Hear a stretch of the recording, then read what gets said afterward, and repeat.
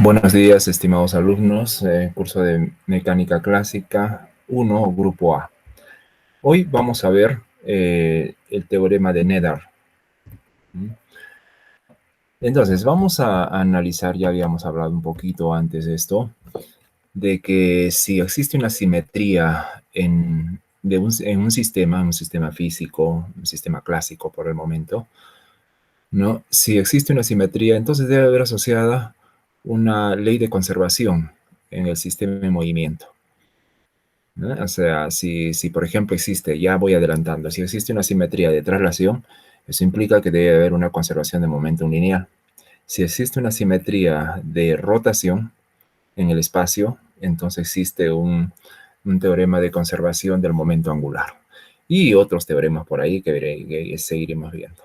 Entonces, el teorema de Nether es una forma general de expresar estas transformaciones y, por lo tanto, asociadas a ellas una ley de conservación.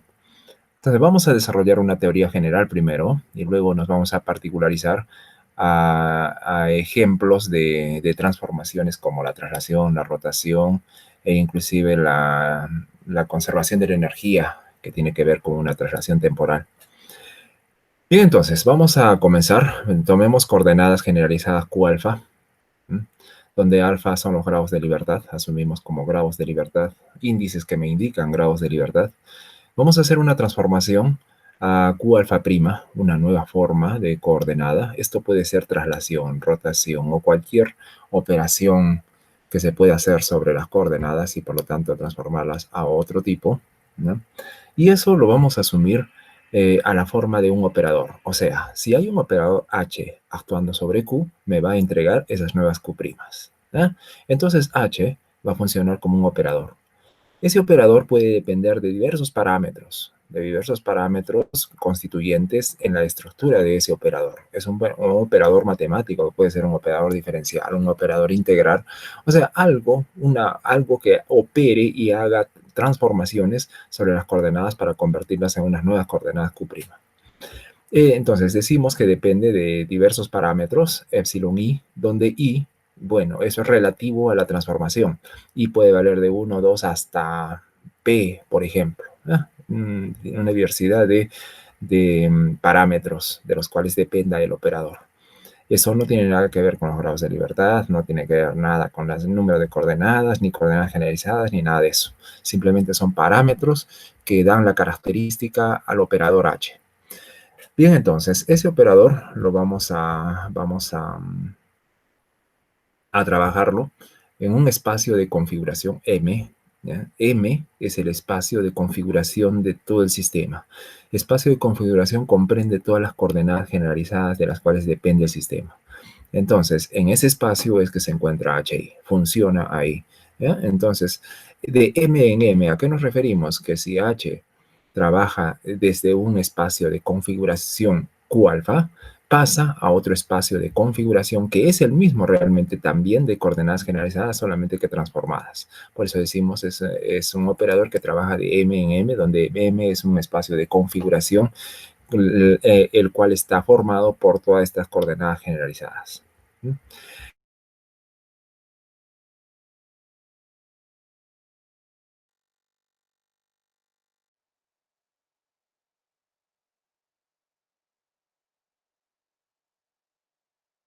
O sea, ese operador de transformación es una simetría si deja invariantes las ecuaciones de movimiento. Esto es, las leyes físicas sobre las cuales descansan los sistemas mecánicos, bajo una aplicación de H, van a quedar inviolables, incambiables, ¿eh? Y entonces a eso llamamos en ese sentido llamamos a H una simetría. Bien, entonces, vamos a trabajar en transformaciones infinitesimales, ¿no? Vamos a trabajar en transformaciones infinitesimales, de tal manera que los cambios realizados de los parámetros epsilon i al pasar q alfa a q alfa prima, o sea, al transformarse, esos parámetros van a ser pequeñísimos, infinitésimos, de tal manera que términos de segundo orden, tercero, cuarto orden en la expansión van a ser despreciables en comparación a los de primer orden. Y entonces nos vamos a quedar solamente en aproximación a primer orden, debido a que estas transformaciones van a ser infinitesimales, ¿no?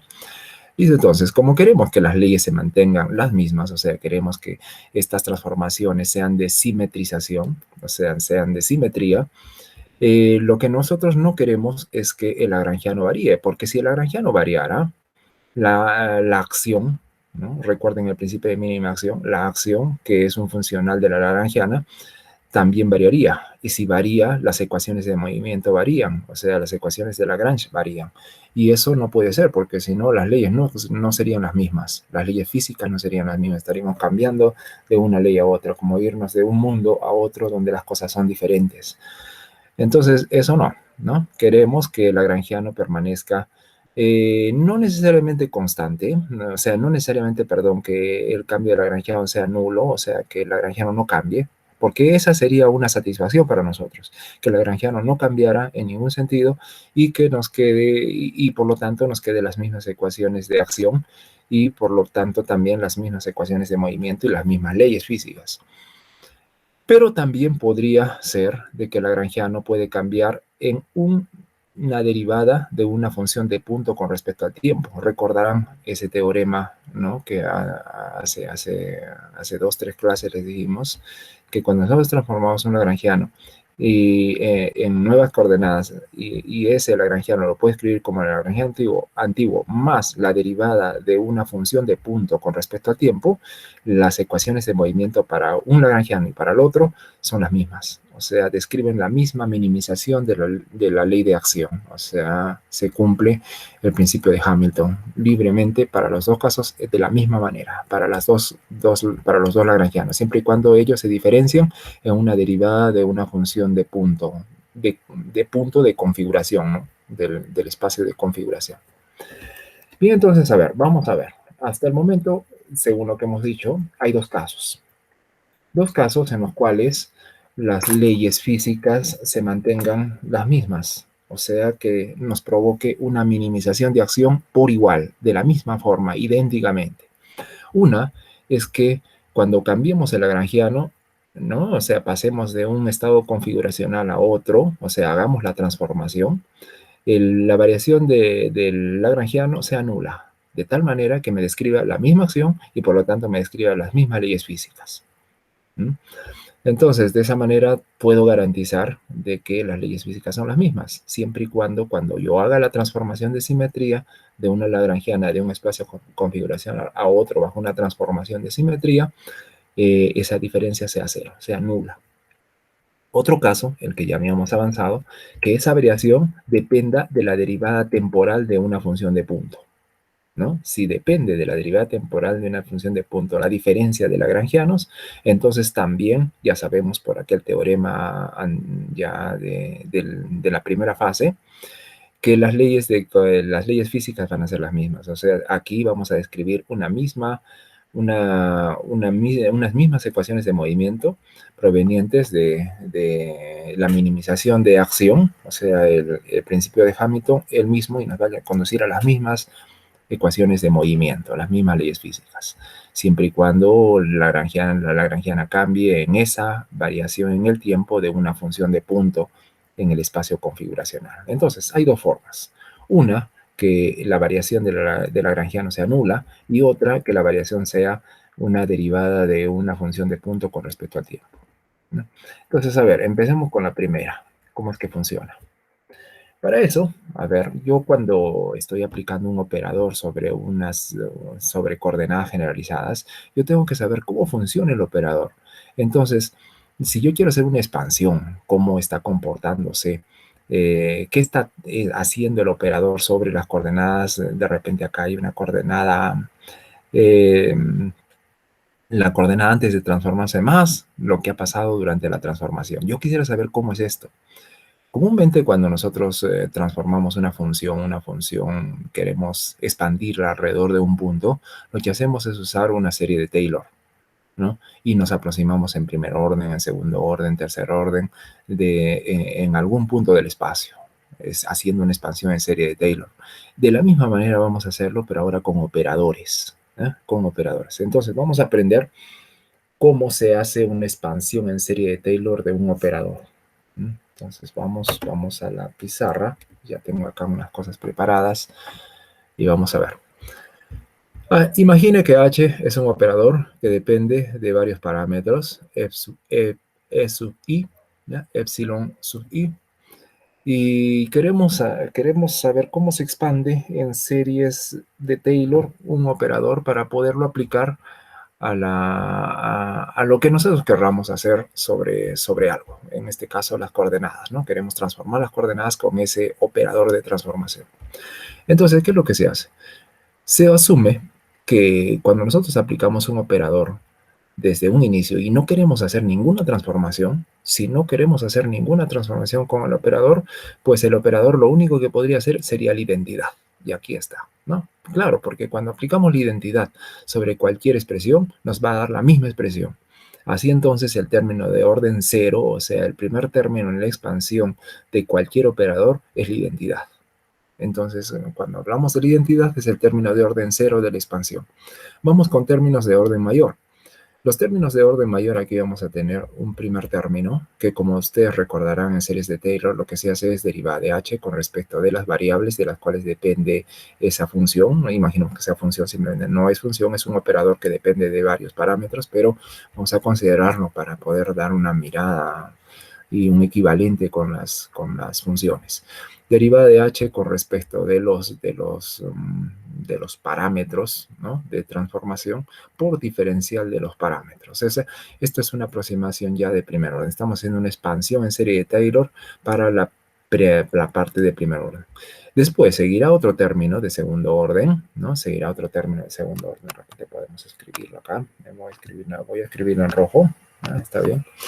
Habría términos como el siguiente: más sumatoria en i y en j inclusive de 1 sobre 2 factorial diferencial de ei diferencial de ej por derivada de h con respecto de ei por derivada de h con respecto de ej.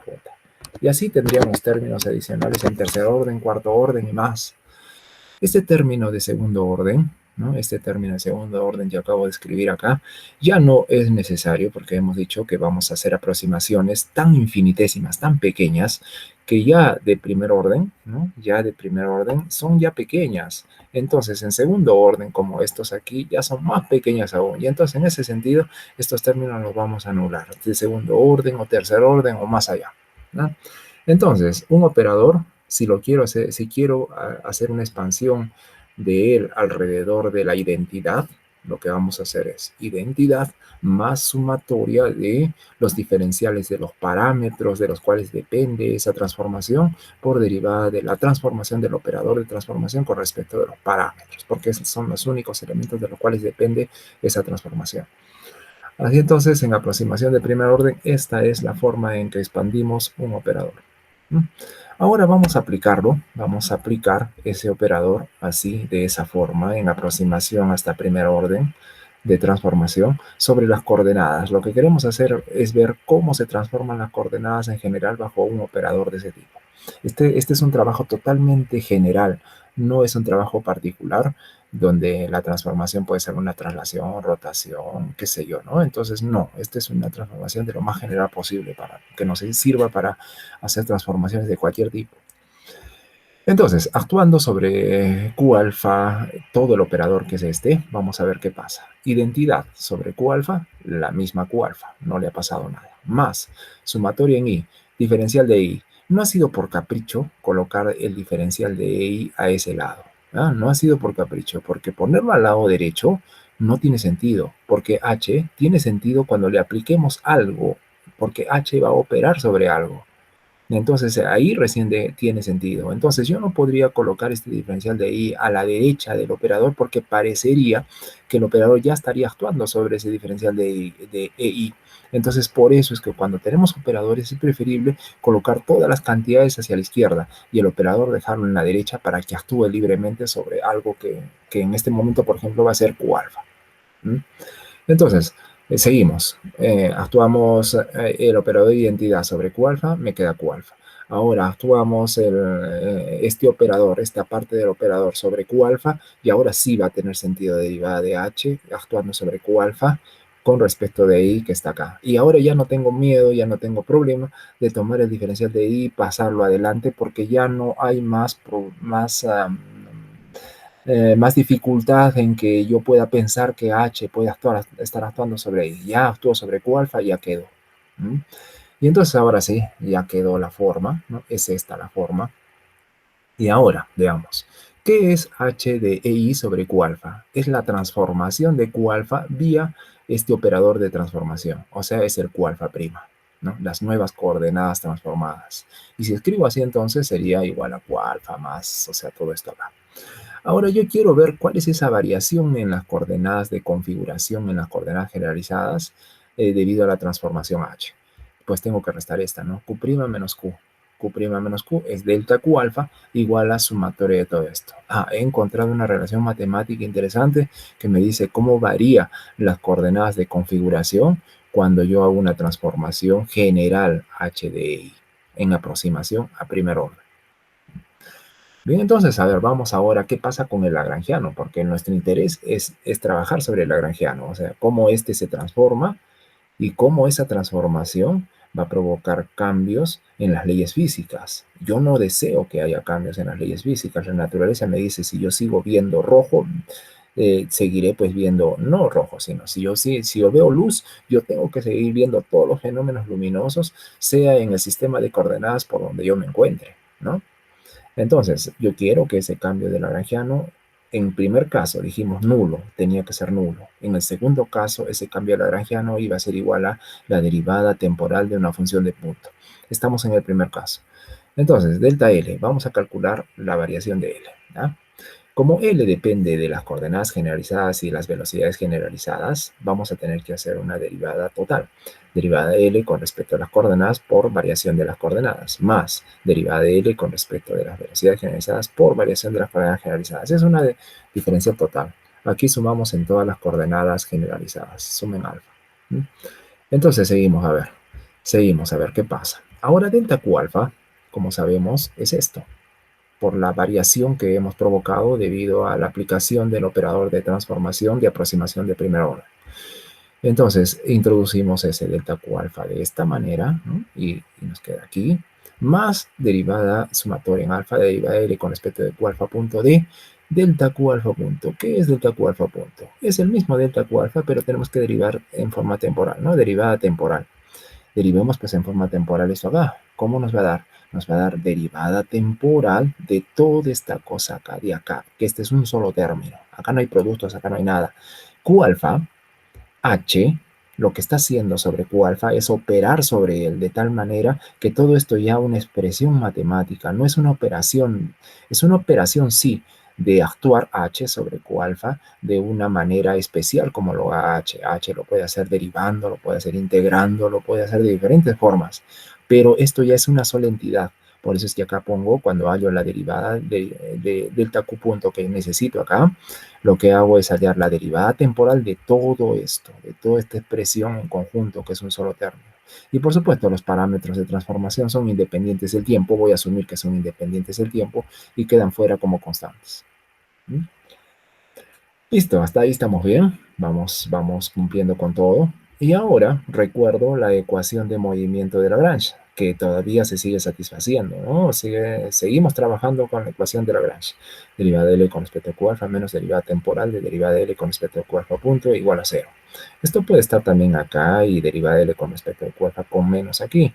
No hay ningún problema. Total, es igual a cero. No puedo cambiar de signo como yo deseo. A ver, vamos a tomar este derivada de L con respecto a Q alfa y lo vamos a reemplazar por este acá, que sería la derivada temporal de derivada de L con respecto a Q alfa punto, que lo tengo acá, ¿no? Ya lo reemplacé. Eso entonces por sumatoria en I, ya, como hay dos sumatorias en I y en alfa, y aquí también van a aparecer sumatorias en I y alfa, yo voy a colocar todas las sumatorias acá adelante, ¿no? Las dos sumatorias. Y dentro me voy a quedar con las expresiones libres. Entonces dije que esto de la ecuación de Lagrange es esto, lo sustituyo, derivada de h q alfa con respecto de q alfa, ¿eh? Más, insisto, ¿eh? Esto no es un producto, esto es una operación del operador h sobre q alfa, que hace que esto sea una sola entidad. Por eso estoy derivando a esa sola entidad con respecto a q alfa. Y al otro lado nos queda derivada de L con respecto de Q punto alfa, derivada temporal de, Claro, aquí la sumatoria, yo puedo salir delante de la sumatoria si lo deseo, fuera de la sumatoria, entrar dentro y tengo derivada temporal de derivada de h con respecto de q alfa, ¿no? Todo por, como los dos tienen el diferencial de EI, diferencial de los parámetros de transformación, los factoro ahí y quedó esta expresión. Algo importante acá, si ustedes miran, a ver, ¿qué tengo acá? Tengo derivada de h con respecto de q alfa, hq con respecto de q alfa, y acá lo tengo como derivada temporal, ¿sí? De esa misma expresión. Y acá tengo derivada de L con respecto a Q alfa punto. ¿Y qué tengo acá? Acá tengo la derivada temporal de derivada de L con respecto a Q alfa punto. O sea, esto y acá su derivada. Y esto acá su derivada. Esa es la regla del producto de derivada. O sea, acá voy a tener una derivada temporal de este por este. Así de simple. Derivada temporal, esta es la derivada temporal de ese producto, de este por este. Y eso es lo que tengo aquí. A ver, vamos a dar una mirada a lo que estamos haciendo. Y acá es que lo tengo. Derivada temporal de derivada L, del producto que dije. Derivada L con respecto de Q punto alfa por derivada de H con respecto de I de Q alfa. ¿Listo? Entonces tenemos, ya es la regla del producto que he logrado acá. Y esto es igual a cero. A ver. El diferencial de I son los diferenciales de los parámetros de los cuales depende el operador de transformación de simetría. Entonces, aquí vamos a aislar esa suma en I, ¿ya? De tal manera que la suma en I la voy a sacar acá afuera. El diferencial de I también lo voy a aislar hacia allá. Tal como está bien. Pero la suma en alfa, no. La suma en alfa la voy a entrar acá. Acá, suma en alfa de todo esto. Porque ello depende de alfa, ¿no? Y la derivada temporal la vamos a sacar adelante mismo, ¿no? A la izquierda, totalmente delante. Derivada temporal entonces de suma en alfa, la suma en i la dejo afuera, la suma en alfa la voy a entrar. Derivada de L con respecto de Q punto alfa, derivada de H con respecto de EI, de HQ, perdón, con respecto de EI, y diferencial de I está afuera. Si esto es igual a cero, entonces todo lo que queda dentro del corchete, incluida la sumatoria en alfa, ¿ya? Debería de ser cero. O sea, la derivada temporal de todo esto en suma en alfa debería de ser cero. Y la derivada temporal de algo, ¿cómo es ese algo si la derivada temporal es cero? Ese algo debe ser una constante, y una constante en el tiempo, porque estoy derivando con respecto al tiempo. Por lo tanto, es una constante de movimiento. Y ahí, entonces, fíjense, he aplicado a ver, terminemos acá. Entonces, estoy llegando a la conclusión de que sumatoria en alfa de toda la expresión que queda dentro de la derivada, que es esto, ¿no? Es una constante. Y es una constante de movimiento, no es cualquier constante, porque aquí hemos tenido una derivada temporal, por eso digo constante de movimiento. Entonces, a ver, ¿a qué he llegado? Si H, una transformación de simetría provoca cambios en el estado configuracional del sistema, y esos cambios del estado configuracional del sistema provocan que el cambio de Lagrangiana sea nulo, o sea, sea cero, y por lo tanto me lleve a las mismas ecuaciones de movimiento antes y después de transformar, de hacer esa transformación de simetría. Entonces hay una magnitud física que se conserva. ¿Cuál es esa magnitud? Esta, toda esta. Estamos viéndolo desde el punto de vista muy general, muy matemático, muy abstracto, ¿eh? Ahorita vamos a verlo de manera, o sea, en aplicaciones ya físicas. Entonces, repito otra vez, si un estado configuracional representado por las coordenadas Q de un sistema es transformado bajo una transformación de simetría en estas formas, ¿eh? Si es transformado, también lo será su lagrangiano. Pero si esa transformación, ese cambio de Lagrangiano, luego de haber transformado ese cambio, es idénticamente igual a cero, entonces las leyes físicas permanecen las mismas. Permanecen las mismas. Y entonces, como consecuencia, hay algo, una magnitud física que se conserva, que se mantiene constante en el movimiento, y es esta. Algo abstracta, ¿no? O sea, ahorita no estamos dando sentido físico a esto. ¿Qué será esto? No sé, ¿no? No sé. Pero ya, ahorita vamos a ver con un ejemplo ¿no? En un ejemplo físico, ¿a qué se refiere, no? ¿Y qué son esas magnitudes físicas que se conservan? Yo ya les voy adelantando un poquito. Por ejemplo, si se hace una traslación espacial, y entonces el lagrangiano permanece el mismo bajo la traslación espacial de coordenadas de configuración, entonces lo que se conserva, esta cantidad, viene a ser el momentum lineal. ¿Ya ve? Si se hace una traslación temporal y el lagrangiano no cambia bajo una traslación temporal, lo que se conserva es una cantidad que sería esta, que se llama energía. Recuerden este derivado de L con respecto de Q punto alfa, y lo van a mirar ahorita cuando veamos las aplicaciones. Lo van a estar mirando constantemente, van a estar mirando constantemente esta cosa. Entonces, otro ejemplo es la rotación. Si hacemos una rotación, si ejecutamos una rotación y eso es una transformación de simetría, y la lagrangiana no cambia al hacer la transformación, por lo tanto las ecuaciones de movimiento permanecen las mismas, por lo tanto las leyes físicas son las mismas, entonces hay algo que se conserva, y esa conservación viene a ser el momento angular, y esto se convierte en momento angular. Entonces ya, eso es interesante, ¿no? Y ya lo estoy viendo en una forma más matemática. Si hacemos una transformación de simetría en la cual las leyes físicas permanecen las mismas, entonces debe haber asociado una ley de conservación, algo, una magnitud física que se conserva, que es esta cosa acá. Extraña, no sé qué cosa será. Hasta ahora se mantiene en forma abstracta, pero es eso lo que se conserva, ¿no? Fíjense la constitución de esta cosa, el lagrangiano, H, es esa transformación de simetría que estamos haciendo.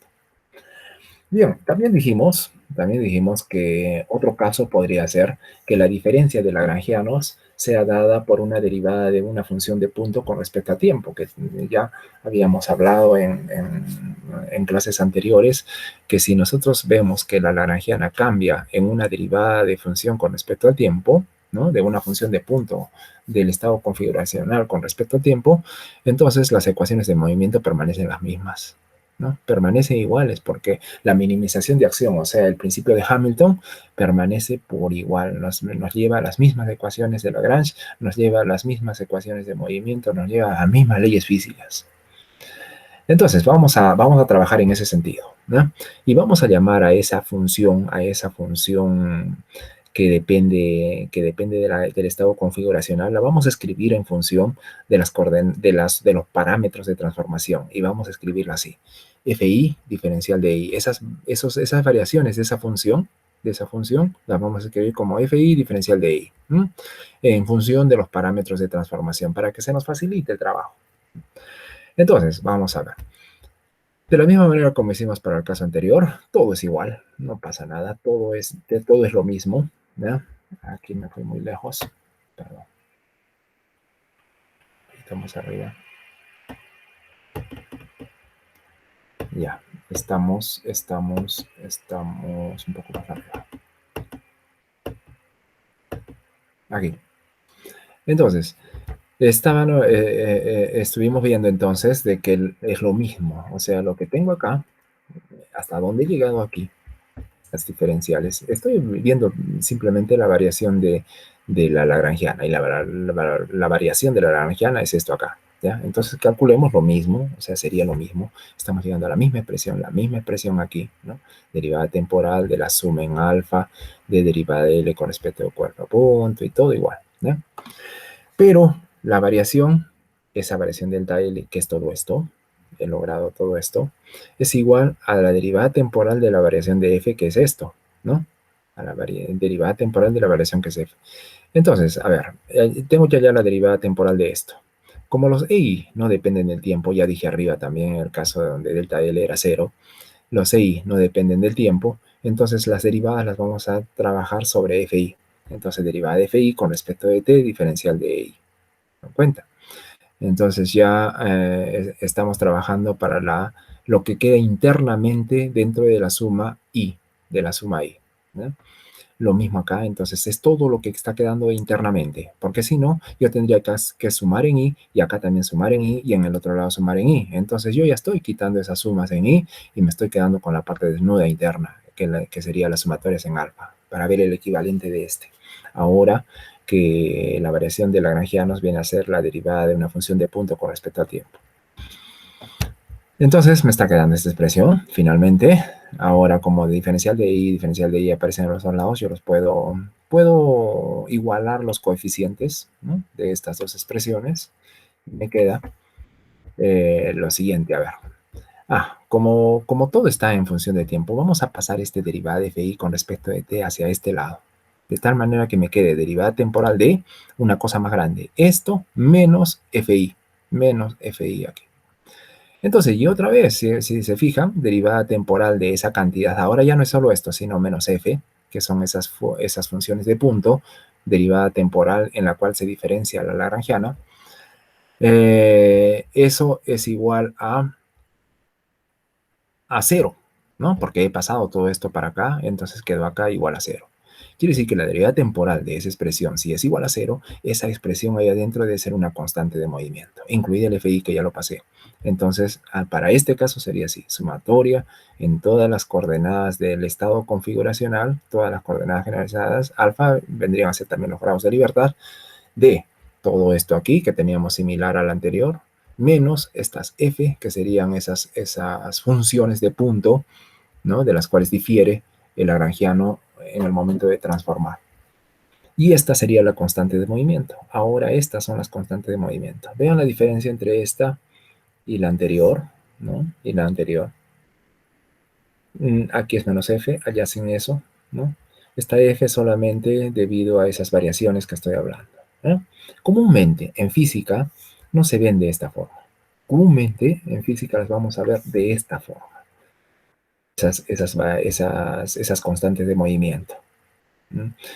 Entonces, vamos a usar el primer caso. Comúnmente, es el primer caso que usamos. Listo, entonces, ahí ya tenemos todo. Y ahora voy a ir a trabajar ejemplos específicos. Vamos a trabajar el teorema de Noether en casos específicos.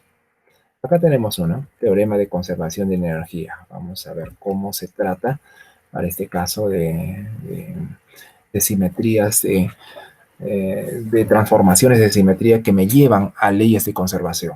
En este caso va a ser la ley de conservación de la energía. A ver, ¿cómo entendemos?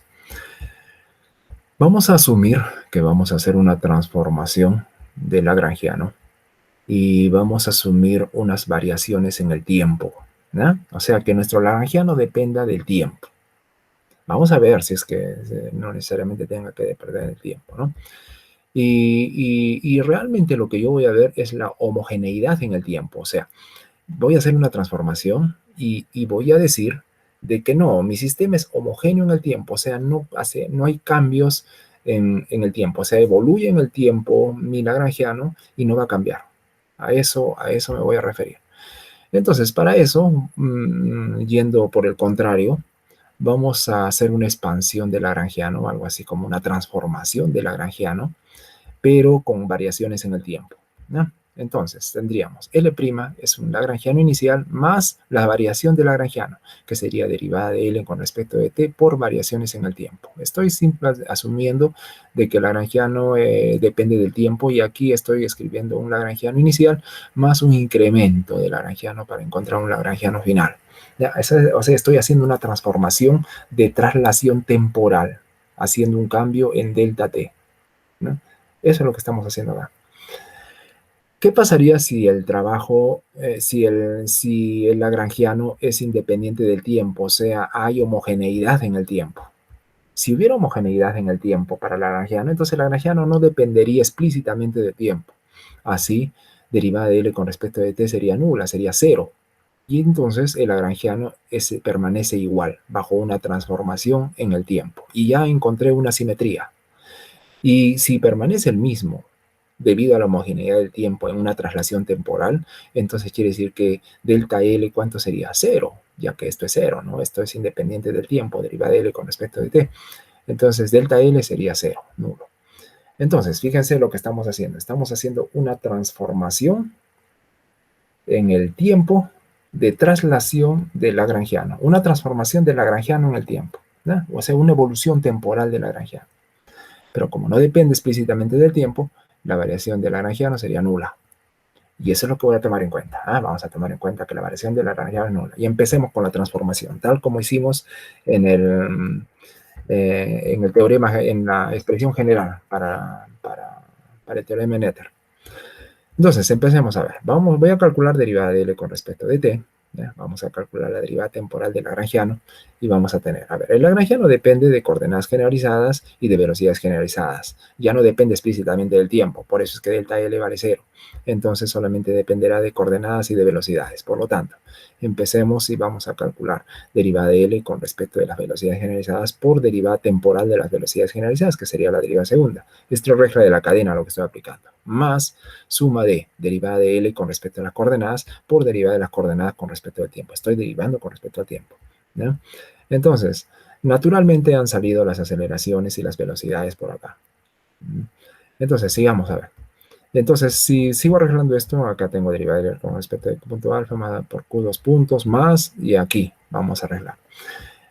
Recordemos que tenemos la ecuación de Lagrange.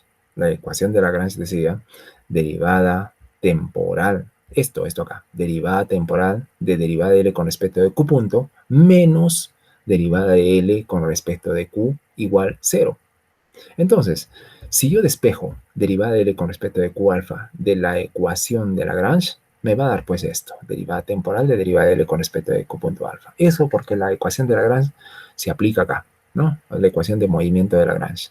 Y de repente, me parece que por acá la tengo. Vamos a ver. Acá no la tengo. Vamos a los apuntes.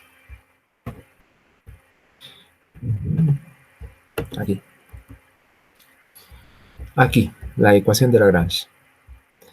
Yo lo que tengo en mi ecuación, que ha estado en los apuntes, era lo que tenía derivada de L con respecto a Q alfa. Lo que estoy haciendo es despejar esto de la ecuación de Lagrange. O sea, derivada de L con respecto a Q alfa es igual a derivada temporal de derivada de L con respecto a Q punto alfa, porque esto es igual a 0. Y eso es lo que estoy haciendo, ¿no? Eso es lo que estamos haciendo acá. Y en lugar de poner derivada de L con respecto a Q alfa, lo que pongo, lo que estamos poniendo, a ver, acá más grande, es derivada temporal de derivada de L con respecto de Q punto alfa. Estoy usando la ecuación de Lagrange. Bien, entonces, seguimos. Ahora si se fijan acá, lo mismo que en la demostración del teorema de Noether, la forma general, ¿ya? Por eso fue la forma general, ahora estamos haciendo una forma particular. Tenemos, miren, acá tengo Q alfa punto y acá tengo la derivada segunda. Acá tengo derivada de L con respecto de Q punto alfa y acá tengo la derivada temporal de derivada de L con respecto de Q punto alfa. O sea, tengo una derivada de un producto. ¿Sí? Y acá está, derivada temporal de, ¿cuál es el producto? Este y este, Q alfa punto, acá, ¿no? Y listo, y nos queda eso. Ahora, miren, derivada del lagrangiano con respecto al tiempo es igual a la derivada temporal de todo esto.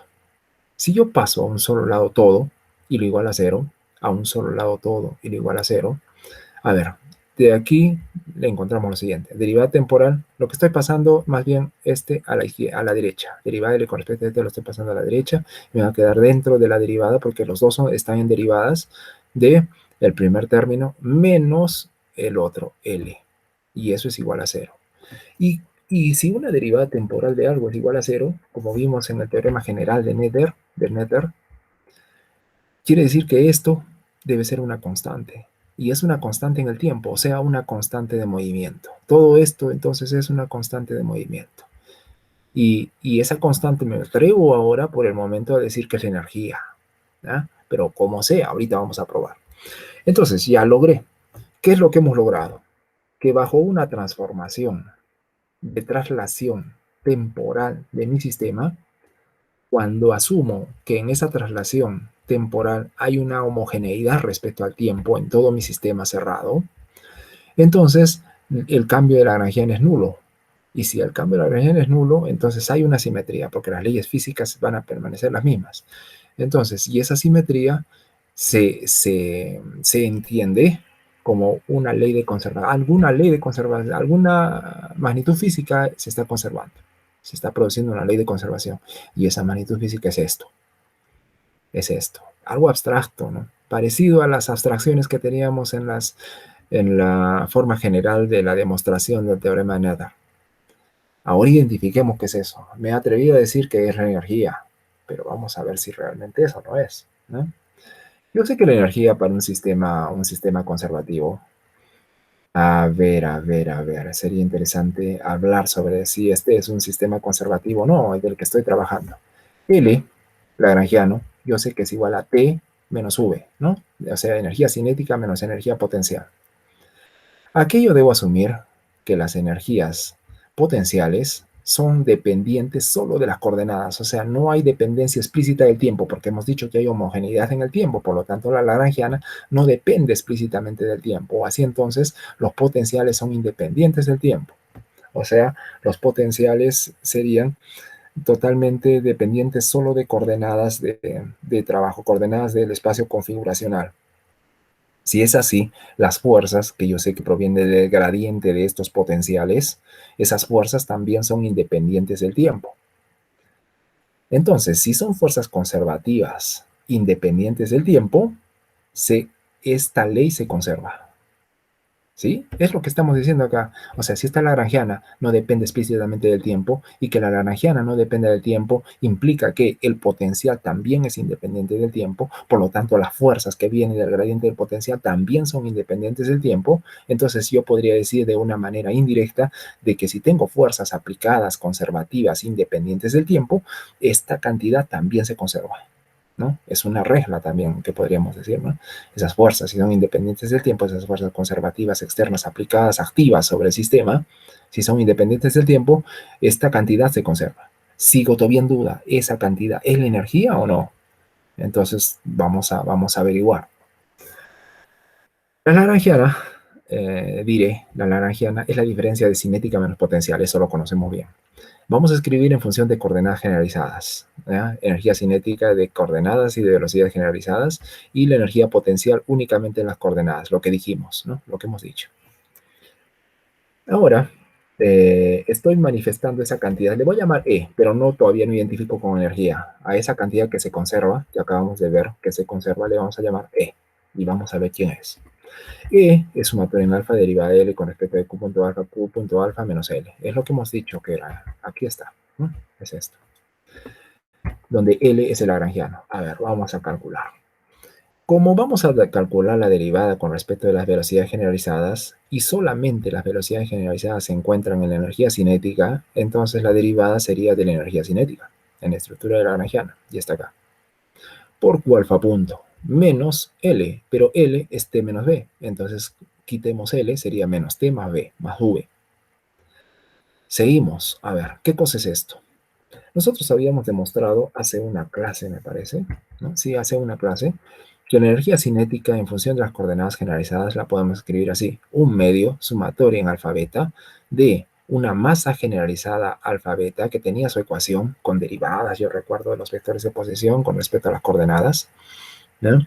Pero en general esto es le llamamos masa generalizada de Q alfa punto Q beta punto, ¿no? De esta forma bilineal, que no es la forma cuadrática común de la energía cinética, sino una forma bilineal, que habíamos demostrado ya esto. Entonces, yo necesito ver la derivada de T de la energía cinética con respecto a Q alfa punto. Claro, acá está lógico, rápido nomás, la derivada de esto sería M alfa beta Q punto beta.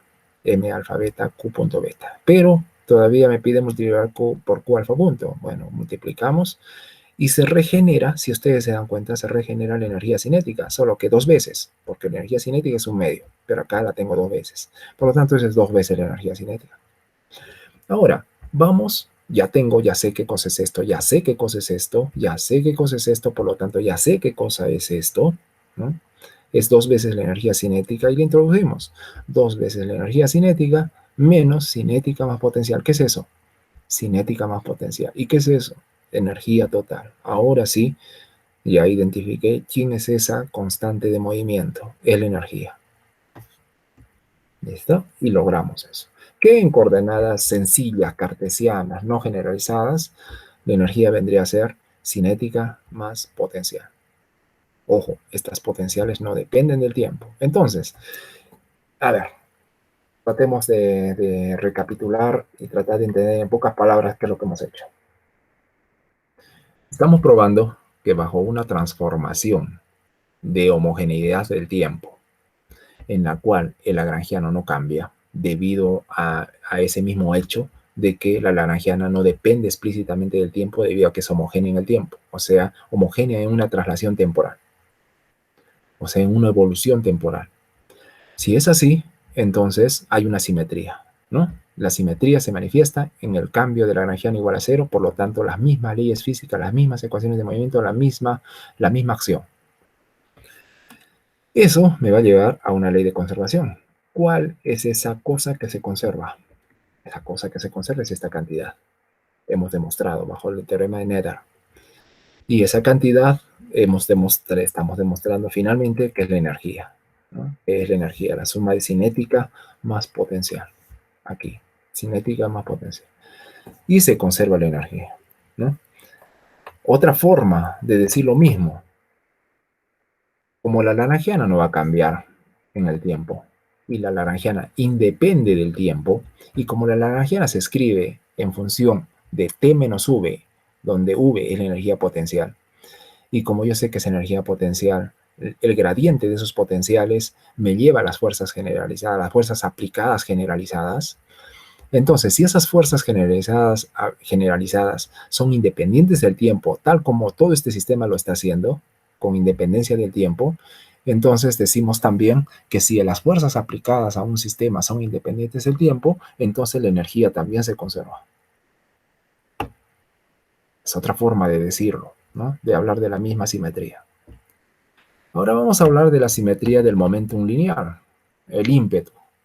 ¿A qué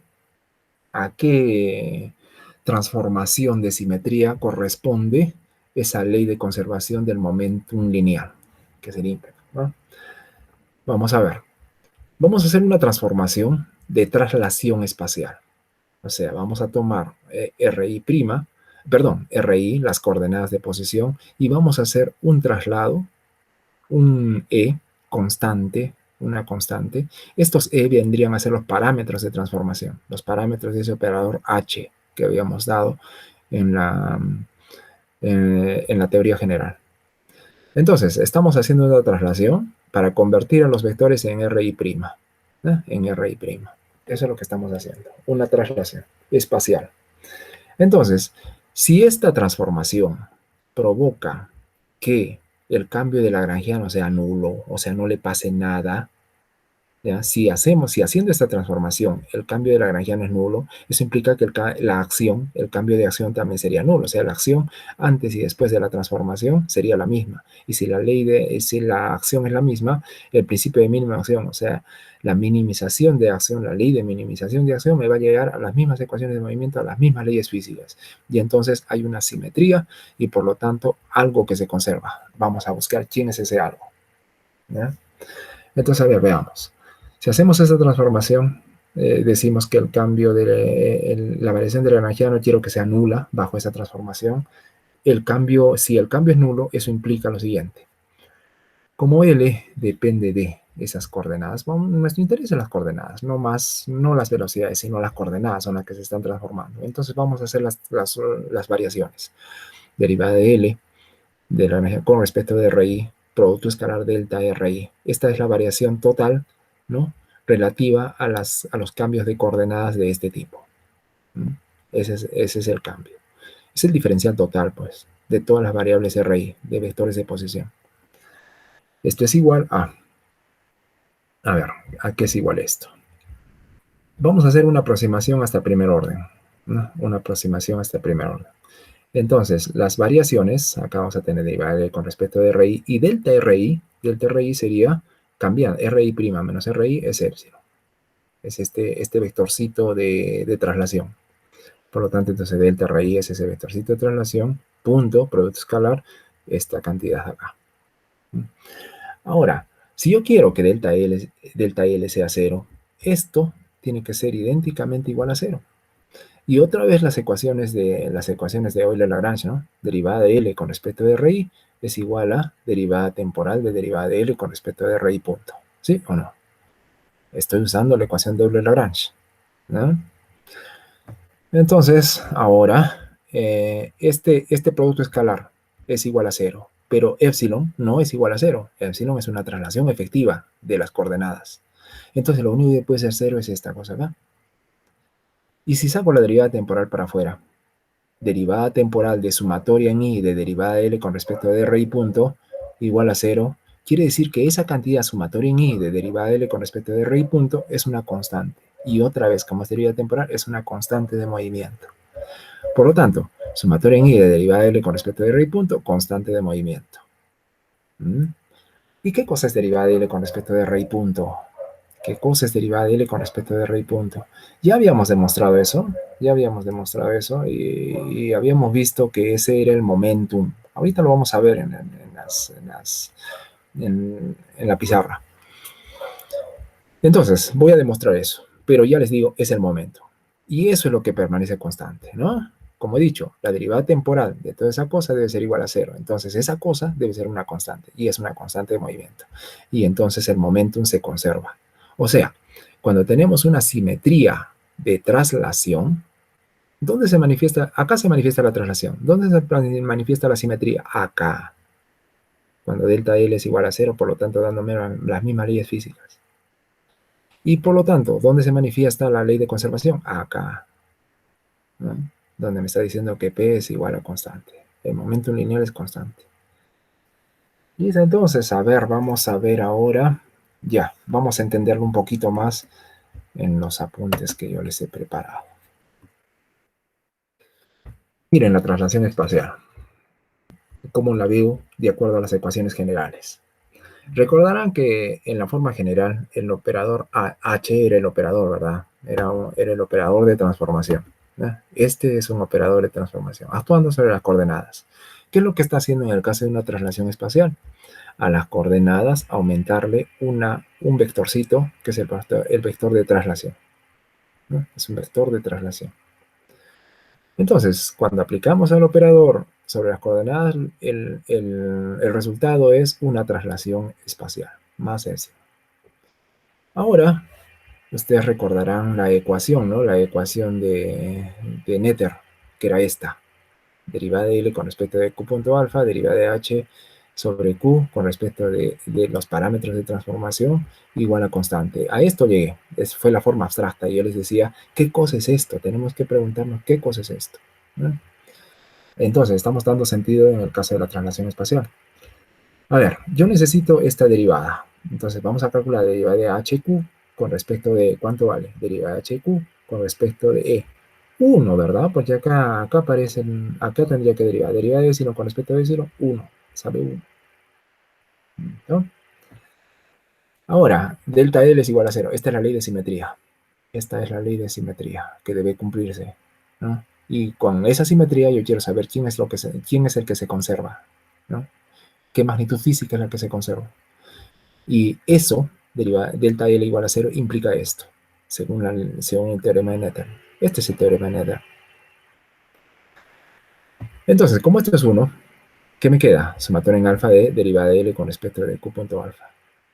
Y eso es constante. Y como dije, ¿qué cosa es derivada de L con respecto de Q punto alfa? Es el momentum.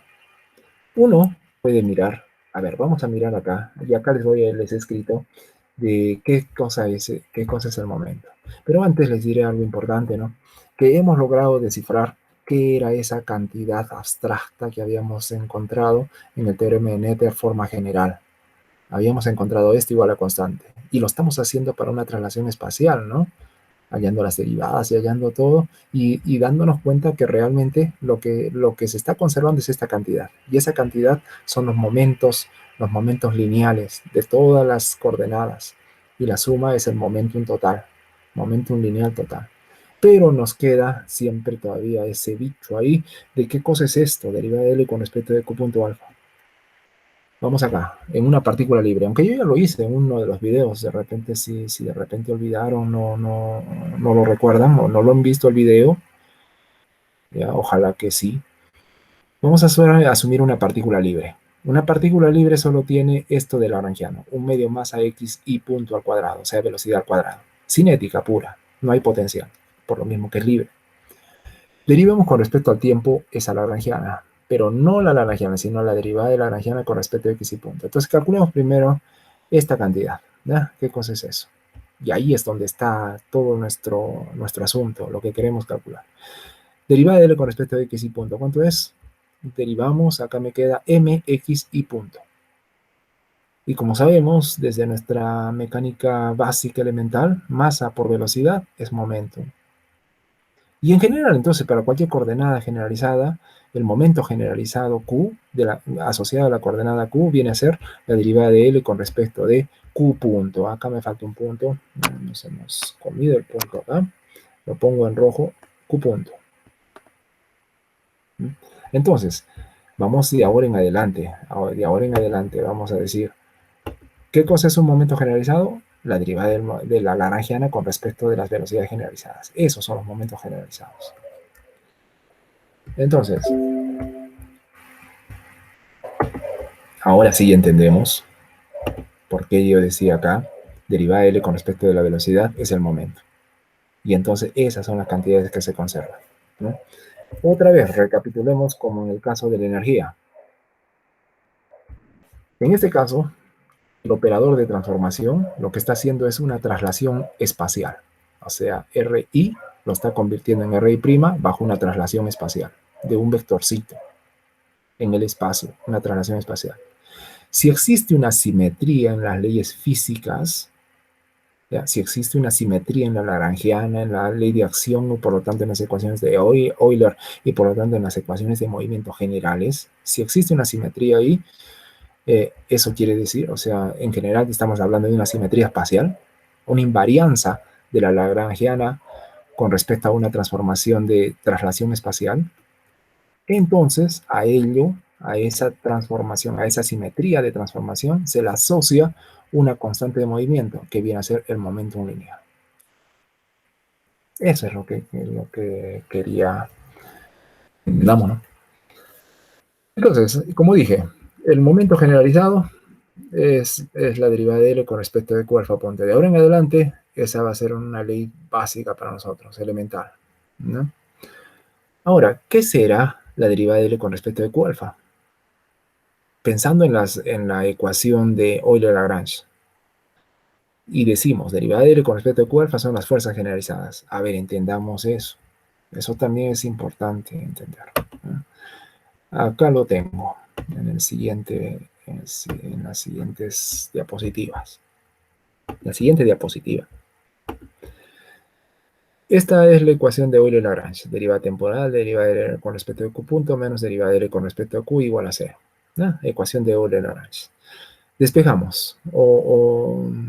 Sí, pues despejamos este término. Es igual a este, pasa para allá y me queda esto.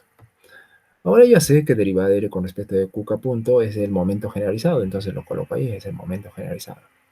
Derivada de momentum con respecto al tiempo, ¿no? Es igual a derivada de L con respecto de QK. Esta es la ecuación de Euler-Lagrange, solo que expresada de otra manera, nada más. Derivada de momentum temporal es igual a derivada de L con respecto a las coordenadas generalizadas. Ahora, según la segunda ley de Newton, sabemos que la derivada de momentum con respecto a tiempo es la fuerza, ¿sí? Si una traslación simple me dice que la derivada del momento con respecto a tiempo es igual a la fuerza, la segunda ley de Newton es la segunda, tal como la enunció Newton. Pero en el caso generalizado, también funciona. Derivada de momento generalizado con respecto a tiempo es igual a la fuerza generalizada. Ojo, esos momentos generalizados no tienen que ser el momento lineal, puede ser momento angular, puede ser cualquier cosa dependiendo de qué variables, en qué estado configuracional, cómo son esas coordenadas generalizadas, ¿no? Esas coordenadas generalizadas no tienen por qué ser medidas en metros, pueden ser medidas en ángulos y hasta en otras cosas más abstractas. De esa manera, esta fuerza generalizada también es otra cosa más abstracta, pero al final fuerza, esfuerzos. Así entonces vamos a definir como pk punto, o sea, la derivada temporal del momentum son las fuerzas generalizadas, entonces como pk punto es igual a la derivada de L con respecto de q, entonces vamos a definir ahora que las fuerzas generalizadas las podemos encontrar derivando la lagrangiana con respecto a las coordenadas generalizadas.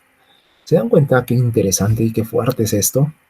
Si yo conozco la lagrangiana, ustedes han visto cuando han dado su examen, ahora su segundo examen, y también cuando les hice ejercicios, ¿no? Bastantes ejercicios ahí de la dinámica de Lagrange, yo puedo tener la lagrangiana de un sistema mecánico, ¿eh? Tengo la lagrangiana. Ahora yo quiero las fuerzas generalizadas para las diferentes coordenadas de trabajo del espacio configuracional. Lo único que tengo que hacer es hallar la derivada de la lagrangiana con respecto de las coordenadas generalizadas. Y entonces tengo las fuerzas generalizadas. Es interesante porque logramos hacer cálculos adicionales de otras cosas más. Por ejemplo, la fuerza de contacto de una bolita sobre una superficie, una canaleta, ¿no? Una vez que nosotros encontramos la lagrangiana, podemos derivar con respecto a la coordenada que yo quiero trabajar y encontrar las fuerzas que se aplican sobre la partícula, ¿no? ¿No? En esas coordenadas en especial que ustedes quieran. Entonces, de ahora en adelante también, así como el momento generalizado se puede escribir como la derivada lagrangiana con respecto a las velocidades generalizadas, también las fuerzas generalizadas las vamos a escribir como la derivada lagrangiana con respecto de las coordenadas generalizadas. Y en ese sentido, entonces, acá tengo la segunda ley de Newton, ¿no? En forma generalizada. Derivada de momento con respecto a tiempo generalizado es igual a fuerza generalizada. Muy bien. Eso se ve también en las ecuaciones en coordenadas cartesianas siempre. Estas son coordenadas generalizadas, pero en coordenadas simples cartesianas es interesante porque hasta podemos mirar las cosas que suceden en las leyes de Newton. Primera ley de Newton, segunda, tercera ley de Newton. La tercera, miren, vamos a demostrar la tercera ley de Newton a partir de teoría de simetrías, ¿no? Lo vamos a mirarla acá. Les he preparado también acá una presentación interesante. A ver, cuando un sistema sobre él se aplica un conjunto de fuerzas, ¿no? En un sistema, imaginen un sistema mecánico en el cual se está aplicando fuerzas externas, internas, de todo tipo. La suma de fuerzas totales que actúan sobre el sistema viene a ser menos la derivada de B con respecto de raíz sumatoria en I. Ya, esto se refiere a todos los potenciales los cuales van a engendrar esas fuerzas, ¿no? Como el gradiente de potencial. Menos gradiente de potencial las fuerzas. Pues estamos escribiendo en función de los potenciales de los cuales como gradiente provienen las fuerzas. A ver, siendo L el lagrangiano, que dependa, la energía cinética vamos a asumir que depende de las velocidades generalizadas, lo que comúnmente es en física. Estamos tratando de ver un problema en coordenadas cartesianas, por lo tanto es un problema muy clásico de los que nosotros conocemos. Entonces, como sabemos, en todo sistema que comúnmente es familiar a nosotros, la energía cinética del sistema depende de las velocidades generalizadas, de las velocidades simplemente, nada de generalizada acá. Son velocidades simples cartesianas, menos la energía potencial de las coordenadas. Estas no dependen del tiempo, solamente de las coordenadas. Entonces, a ver, yo deseo calcular esas fuerzas que vienen del gradiente de un potencial. Entonces, hallemos la derivada de B con respecto de RI. Aquí no vamos a derivar, donde derivaríamos sería en la potencial. Por lo tanto, me queda menos derivada de L con respecto de RI. Claro, por el signo menos, ¿no? Derivada de B con respecto de RI sería derivada de L con respecto de RI. Negativo.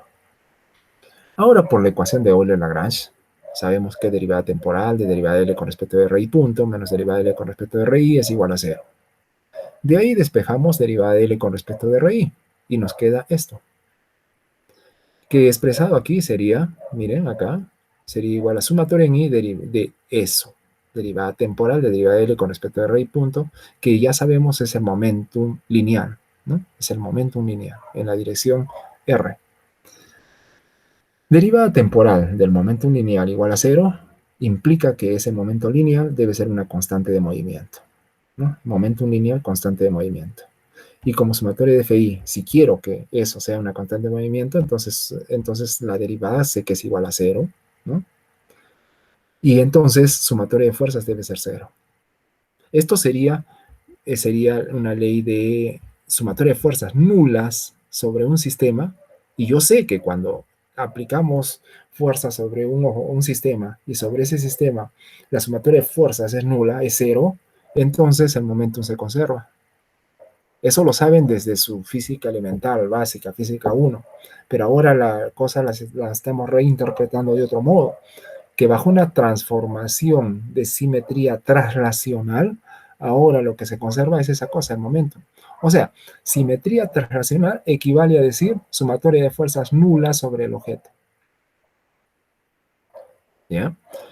Y en el caso especial de que solamente tenga dos fuerzas, dos partículas actuando una sobre la otra, dos partículas, imaginen dos partículas puntuales y estamos analizando la interacción entre ellas. La interacción será esa interacción de línea, ¿no? De acción gravitacional entre ellas, de fuerzas internas entre ellas. Y también en ese caso, sumatoria de fuerzas es igual a cero. Eso me dice acción y reacción, ¿no? Una en una dirección y la otra fuerza en otra dirección, de venida de una partícula y venida de la otra. Por lo tanto, es la primera ley de Newton. ¿Se dan cuenta? Toda la simetría, las leyes de simetría, la ecuación de Lagrange y todo eso me ha llevado a que bajo una traslación, bajo una simetría de traslación espacial, cuando el momento en línea se conserva, eso me lleva a la primera ley de Newton. Otra ley interesante, ¿no? ¿Ya? Bueno, eso, decirles que es interesante, ¿no? De ver en el caso de un movimiento simple en física elemental donde trabajamos en coordenadas cartesianas. A ver, otro caso, el momento angular. La ley de conservación del momento angular que nosotros conocemos en la física básica también tiene sus raíces en estas operaciones de simetría. Entonces yo debo hacer una operación de simetría, en este caso va a ser una rotación. O sea, si un sistema físico se mantiene sus leyes físicas, sus leyes de movimiento, las mismas bajo un movimiento de rotación, o sea, hay una simetría de rotación en el movimiento, entonces hay una ley física que se conserva, una magnitud física que se conserva, una ley física que está inherente de conservación de algo. Ese algo es el momento angular. Vamos a demostrar eso. A ver, para eso, vamos a hacer un ligero cambio, una transformación infinitesimal de rotación. Digo acá, y yo voy a demostrar esto, ¿no? Que la variación el cambio de las coordenadas debido a la rotación, a una rotación de eje fijo, va a ser igual al cambio del ángulo en orientación de la rotación, por lo tanto, vector en dirección de la rotación, por el vector de posición. A ver, vamos a demostrar esto, ¿eh? Para eso necesito hacer un dibujo de geometría para poder demostrar que esto es cierto. Pero antes de hacer eso, voy a ir con esta segunda ecuación para adelantar un poquito. Asumiendo que delta phi es constante, o sea, vamos a hacer una rotación rígida constante, ¿cómo serían las correspondientes velocidades? Porque estos delta RI son vectores de posición y RI también es un vector de posición. Si yo hallo la derivada temporal de esto, me queda la variación de velocidad. Claro, variación de vector de posición. Si hallo la derivada temporal, me va a quedar variación de velocidad. Siendo esto constante, no lo toco y solamente entro aquí, ¿no? En mi derivada temporal del vector de posición, la velocidad. O sea, estas dos ecuaciones están íntimamente involucradas las dos, son lo mismo, solo que una es derivada temporal de la otra. Esta es derivada temporal de esta. Ya entonces ya tenemos las dos, si es que esta es correcta, ¿no? Que es la que vamos a demostrar ahora. Entonces vamos a demostrar esta ecuación. Es el corazón del trabajo y con eso estaremos bien. A ver, vamos a ver. Es una demostración simple, sencilla, a modo geométrico. Asumamos una partícula en movimiento rotacional. Aquí, esta partícula aquí, ya digamos ese rojito del puntero, está moviéndose alrededor de un círculo. Por lo tanto, los vectores de desplazamiento tangenciales a la trayectoria, sabemos, vamos a llamarles delta RI, para una particulésima, porque esto puede ser un sistema de partículas, un sistema continuo o discreto de partículas, y esta es una de ellas. Entonces, el vector tangencial delta RI es tangencial. Ahora, un vector de posición relativo a un sistema de referencia cuyo origen pase por el centro del movimiento, línea punteada, y aquí lo estoy trasladando hasta esta posición, ¿no? Es un vector de posición de la partícula, RI. Estos dos vectores, RI y delta RI, se encuentran en el plano de movimiento. Se encuentran en este plano del movimiento. Perpendicular al plano de movimiento está el eje de rotación. Como estamos asumiendo que la partícula se va a mover, va a rotar en este sentido, tal como estamos viendo por esta flecha negra, entonces la dirección de rotación es la que ven para allá arriba. N, este vectorcito N en azul, es el vector de rotación Es el vector que me indica la dirección de rotación. Si nosotros colocamos hacemos la regla de la mano derecha, nuestros dedos de la mano derecha envuelven la trayectoria en esta trayectoria circular, entonces mi dedo pulgar me indica la dirección del vector normal. Ahora, esas variaciones de ángulo, ¿no? Delta phi, que estoy poniendo acá, variaciones de ángulo, esos ángulos están en el plano del disco, en el plano de la trayectoria circular, perdón. Entonces, vamos a asumir que esas variaciones de ángulo van a llevar esa misma dirección de n. Entonces, n por delta phi. Y a eso le llamamos el vector delta phi. Ahora, ustedes ven acá, estos tres vectores están formando un triedro trirrectángulo, que si ustedes multiplican este vector azul por este vector verde, hagan con la regla de la mano derecha, ¿no? Si ustedes hacen una regla de la mano derecha, el vector azul por el vector verde en ese orden, les va a quedar el vector delta RI. Es un triedro derecho lo que están formando ahí. Y de hecho, pues, ¿no? Velocidad angular por radio, ¿no? Este cambio de ángulo por radio me queda el cambio de ángulo. Es el cambio de arco, justamente, ¿no? Delta RI es como este arco, este arquito acá sobre la trayectoria circular. En forma vectorial se expresa así. Listo, entonces eso vamos a aplicar, ¿no? Eso vamos a aplicar en nuestro... Y ahora ya justificamos, ¿no? La ecuación y la derivada temporal ya está justificada también acá, ¿no? Está justificada acá.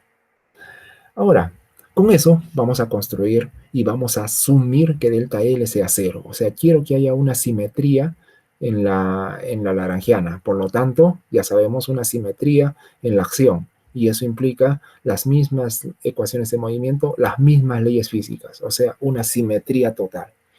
Quiero que esa simetría se refleje en la rotación que vamos a hacer acá. Entonces, a ver, como ya sé cuál es la ley que me caracteriza la rotación que es esta, ¿no? Esa delta RI la vamos a meter acá. Lo mismo que en el movimiento traslacional, ¿no? Si ustedes recordarán, en el movimiento traslacional, ¿cuál era la ley que caracteriza a la traslación? Esta. O sea, el delta RI es igual a épsilon, a este vectorcito de traslación. Ese es más sencillo. En mi caso, del momento angular, la ley que caracteriza la rotación es esta. Delta RI es igual a delta phi por RI. Bien, entonces vamos a ver. Vamos a calcular entonces la variación de Lagrangiano. Como Lagrangiano depende de posiciones generalizadas, en mi caso simplemente posiciones. Como voy a trabajar en una traslación simplemente espacial de coordenadas espaciales en metros, no son coordenadas generalizadas, entonces simplemente deriva L con respecto de RI, porque L va a depender de las coordenadas y las velocidades generalizadas, de esas dos cosas. Entonces, por eso, regla de la cadena para aplicar en los dos, ¿no? Derivada de L con respecto de RI, punto, producto escalar, delta RI, más derivada de L con respecto de las velocidades generalizadas, punto, delta, velocidades generalizadas. Como ya tengo delta RI, que es esto, y también tengo delta BI, que es esto, sustituimos, ¿no? Sustituimos. Aquí ya lo hice un poco acelerado, un poco rápido. Vamos a verlo por acá arriba. Está más detallado. A ver, vamos a ver. ¿Qué es derivada de L con respecto de RI? Según la ecuación de Euler-Lagrange, esto es la derivada temporal de derivada de L con respecto de RI punto. ¿Sí o no? Y derivada de L con respecto de RI punto es el momento generalizado, PI. O sea, tenemos PI punto, la derivada temporal de PI. Eso, según según la ecuación de Euler-Lagrange, eso es esto, PI punto. Punto delta RI, más. Ahora, ¿qué cosas es derivada L con respecto de RI punto? Es lo que hemos dicho, el momento generalizado, ¿no? Acabo de decir por acá arriba, derivada de L con respecto más arriba, derivada de L con respecto de las velocidades es el momento. Eso es lo que estoy diciendo acá. Derivada de L con respecto a las velocidades es el momento. Acá está. PI. Punto delta BI punto delta RI punto. Claro, eso es BI, ¿no? RI punto es BI, es la velocidad. Ahora ustedes están viendo acá una derivada de un producto, porque acá tengo PI y acá tengo la derivada. Acá tengo delta RI, allá tengo delta RI punto. O sea, acá hay una derivada de un producto, un diferencial exacto. Derivada temporal de PI punto delta RI. Ah, qué bonito, ¿no? O sea, se ha, se ha concentrado en una cosa más pequeña. ¿Qué más? A ver. Delta RI, ya vemos ver acá, delta phi por RI. Vamos a introducir eso. Delta phi. Ah, delta phi tiene la dirección del vector normal, ¿no? Que habíamos visto en la presentación. Delta phi tiene la dirección acá arriba, esta acá. Como la ven, la dirección normal. Delta phi tiene la dirección normal. Y eso es lo que estoy manifestando ahora aquí. Delta phi tiene la dirección normal y me queda el vectorcito delta phi n. Delta phi n. Ya, entonces, a ver, seguimos. Derivada temporal de pi punto delta ri, y delta ri es este, delta phi, y delta phi vector es delta phi por n, el vector normal al plano de la trayectoria, por ri. Acá tengo un producto triple, pi punto n cruz ri. Hay unas simetrías del producto triple que me permiten hacer permutaciones, pero permutaciones en pareja, o sea, permutaciones pares. ¿Qué significa eso? Así, si yo cambio PI por N, o sea, PI lo pongo acá y N lo paso para aquí, pero esa es una permutación. Tengo que hacer una segunda permutación para que el signo permanezca el mismo. Y PI lo cambio por RI, o sea, RI primero y PI viene para acá. Y entonces el producto triple ahora se ve así, N punto RI, que era este, por PI, que es este, ¿no? O sea, he hecho una permutación doble. La primera permutación que he hecho es PI con N, y luego el PI que está acá con RI, y me queda esto, ¿no? Son propiedades del producto triple, ¿no? Que asumo que ustedes las conocen, solo estoy repasando acá. Entonces me va a quedar delta phi, n punto. Ya dijimos que delta phi es una constante, puede salir todo afuera, ¿no? Inclusive fuera de la derivada, porque delta phi dijimos que era una constante, si no, esto no se hubiese permitido. Y adentro me queda punto derivada temporal de quién, de RI, ¿no? RI por PI, ¿no? A ver, ¿qué ha pasado acá? PI por RI. Ah, ya, hemos cambiado el orden, ¿no? Y ya quedó RI por PI. Muy bien. Y a ver, ¿qué más tenemos acá? Entonces, aquí. Ahora volvemos acá. Esto es derivada de L con respecto de RI por la, como dijimos, por la ecuación de Euler-Lagrange es PI punto. Punto delta de RI más, esto es también por la ecuación de Euler-Lagrange, derivada de L con respecto de RI punto es PI. Bueno, es la definición de momento, ¿no? Momento generalizado. Punto delta BI. Y ahora vamos, seguimos acá. Y acá tenemos, a ver, tenemos el primero, PI punto, el primer término, PI punto, punto delta RI, que es esto. Eso. Más PI, ahí está, PI punto, delta BI. ¿Qué cosa es delta BI? Es este acá, delta phi por BI. Ya, muy bien. Esto es igual a qué. A ver, PI punto, toda esta cosa acá, me quedo eso. Y es eso estoy colocando, todo esto estoy colocando acá. Entonces, delta phi por n es delta phi vector. Punto, todo esto acá. Ah, bueno, pues ya acá lo he desglosado otra vez. Es más bonito está acá, que ya está todo junto. ¿No? Ya está todo junto. Ahora, esto tiene que ser igual a cero, como me dice acá, igual a cero, para que delta L sea igual a cero y entonces sea una simetrización de las ecuaciones de movimiento. O sea, las ecuaciones de movimiento permanecen las mismas, las leyes físicas son las mismas. Si es así, ahora, ¿cuál de estos tiene que ser cero? ¿Este o este? Esto no podría ser cero, porque si no estaría diciendo que delta phi es cero, o sea, no ha habido ninguna rotación. No, yo quiero que haya una rotación, por lo tanto, esto no puede ser cero. Lo que puede ser cero es esto. ¿Ya? Esto tiene que ser cero, la derivada temporal de R por P. Derivada temporal de R por P. Y claro, suma en todos los I, todas las partículas I. Y eso debe ser igual a cero. ¿Pero qué es R por P? Ustedes recordarán la definición de R por P, momento angular. R por P es el momento angular de la partícula, que se dirige también en la dirección normal, al plano de la trayectoria. Y entonces L igual a R por P vendría a ser la constante de movimiento. O sea, esto, como la derivada temporal de esto es igual a cero, esto debe ser constante. Y por lo tanto tenemos momento angular, es la constante de movimiento. Otra vez, así como hicimos para el momento lineal, para la energía, en este caso el momento angular, decimos, en el caso de que exista una simetrización de las leyes físicas provocadas por la rotación de un sistema físico, o sea, en otras palabras, cuando yo hago una rotación, si las leyes físicas permanecen inmutables, o sea, no ha cambiado nada, eso, o sea, hay una simetría de rotación, eso implica una ley de conservación. ¿Y qué es lo que se conserva? El momento angular. Entonces todo está asociado, tal como lo decía Nether, ¿no? Todo se asocia. Si hay una simetría en el sistema en movimiento, entonces debe haber una ley física que se conserva. Y esa magnitud física que se conserva, en el caso de rotación, el momento angular. En el caso de traslación, el momento lineal. En el caso de traslación temporal, o sea, evolución en el tiempo, la energía. Y listo. Tenemos los ejemplos más clásicos, más interesantes de la teoría de las transformaciones de Nether, ¿no? De las simetrías de Nether.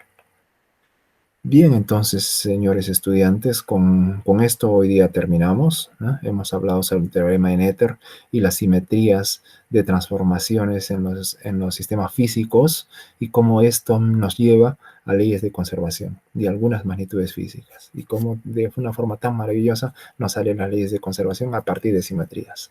Esto está íntimamente asociado a la teoría de grupos. Por ejemplo, cuando hablamos de las transformaciones de rotación, estamos hablando de una teoría de grupos continuos que son los de tipo SO3. Son los ortogonales especiales de orden 3, cuando hablamos de rotación en 3 dimensiones. Cuando hablamos de una rotación en 2, simplemente es el grupo SO2, que se refiere a las transformaciones de rotación ortogonal de tipo especial. Especial se dice en el sentido que las representaciones matriciales de estas transformaciones son unitarias, no unitarias, son ortogonales, son ortogonales. En ese sentido, pero bueno, eso es un estudio mucho más abstracto de repente de la teoría de Nether, ¿eh? Y de teoría de las transformaciones. Por ahora nosotros nos contentamos por ver cómo estas simetrías me llevan a leyes de conservación. Y eso es muy importante en física, en mecánica clásica que estamos atacando ahora. Bien, entonces, próxima clase estaremos viendo más conceptos como el teorema del virial y el método de los multiplicadores de Lagrange para incluir ligadoras holónomas y hasta no holonómicas en las ecuaciones de movimiento de Euler-Lagrange y encontrar las ecuaciones de Euler-Lagrange precisamente. Entonces, por ahora terminamos con nuestra clase. Nos vemos la siguiente clase, el siguiente video, y mañana estamos en clases. Entonces, tengan ustedes muy buenas tardes.